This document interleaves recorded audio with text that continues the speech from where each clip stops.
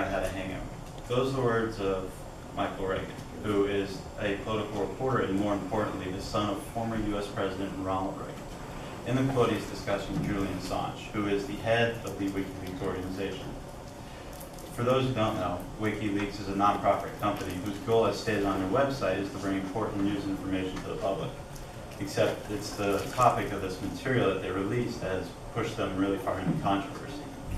Today I'm going to tell you a little bit about the history of WikiLeaks, as well as some of the arguments for and against the company, because there are many. So first, let's get started with the history. Julian Assange founded WikiLeaks in 2006 in Sweden. He's a former hacker and programmer, and a lot of people think that this helps him steal the documents that he releases. But since he founded the company, their pockets have spread all across the world, with reporters in almost every continent releasing their own information to the public. In 2010, WikiLeaks rose to prominence with the releasing of July 12, 2007 airstrikes in Baghdad. The video footage shows that innocent war correspondents and other people were killed by these bombings. And when they asked Assange why he chose to release it, he said because it was recklessness bordering upon murderous behavior by governments. He said that he didn't feel it was right and that it was something the public should know about.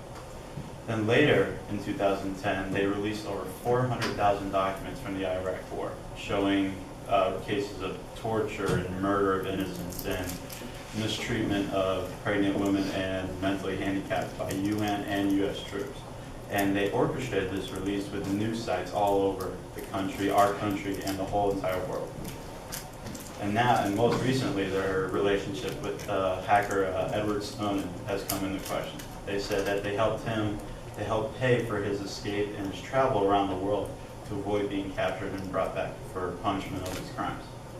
So those are just some of the events that helped them, become as popular as they are today. And so let's get to some of the arguments against the company.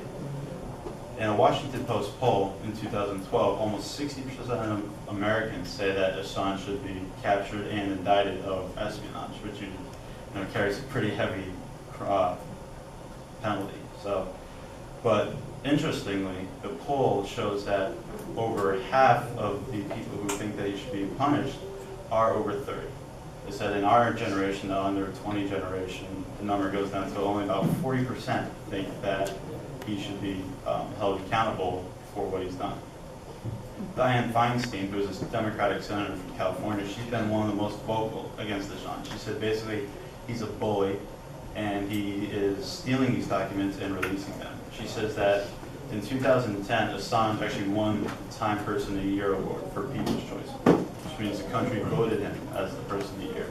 She said in the same year he was warned about releasing documents that he obtained, and yet he still did. And also, a few years ago, there was a Waterloo panel. It made up of like a history professor, a former CEO, and a high-ranking political ambassador. They came to the conclusion that because of what WikiLeaks is doing, it's going to change history forever. They said that governments won't write anything down. They won't record anything because they're going to be scared of it being stolen.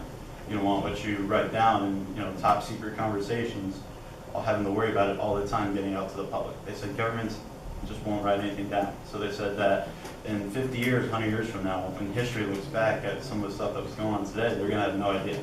Nothing's going to be written down, nothing's going to be recorded anywhere. So, and in addition to this, our own government feels WikiLeaks is a threat. As it currently stands, the Obama administration is trying to get started a grand jury investigation they're going to try to bring Assange back and try him of espionage.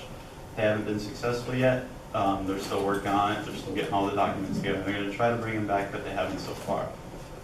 Obviously there are a lot of political leaders and people who disagree with the company, but there are also some who think that WikiLeaks is something to be embraced, something that is a wave of the future.